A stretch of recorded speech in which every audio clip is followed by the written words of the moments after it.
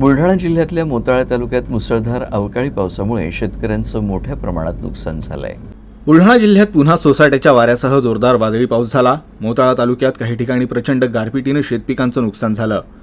शुक्रवारी मोताळा तालुक्यात मुसळधार पावसासह गारपीट झाल्यानं सोसाट्याच्या वाऱ्यासह पावसानं हजेरी लावली।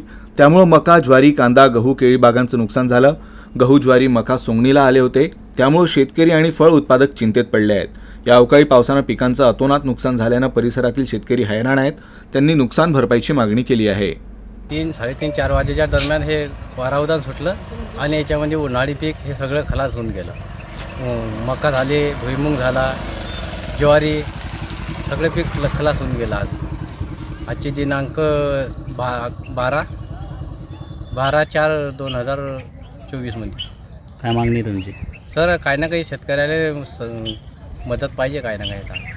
पहिलाच आमचा पीक विमा भेटला नाही, रब्बी पिकाच्या हंगामाचे ते कपाशीचे पैसे भेटले नाही।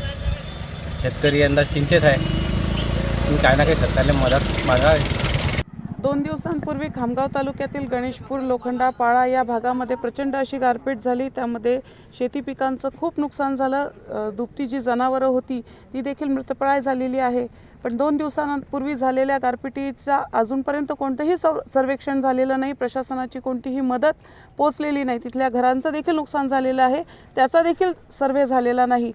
ते होत नाही तर आज मोताळा तालुक्यामध्ये देखील प्रचंड वादळी वाऱ्यासह गारपीट झालेली आहे।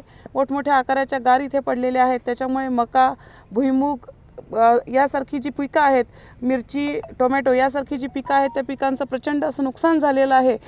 दुपारी गारपीट झाल्यानंतर अद्यापही इथे प्रशासनाचा कोणताही अधिकारी कर्मचारी पोचलेला नाही। इथे मोठमोठाली झाडं रस्त्यावर उन्मळून पडलेली आहेत, त्याच्यामुळे वाहतूक खोळंबली आहे, परंतु ते वाहतूक सुरळीत करण्यासाठी देखील कोणतीही प्रशासनाकडून हालचाल झालेली दिसून येत नाही।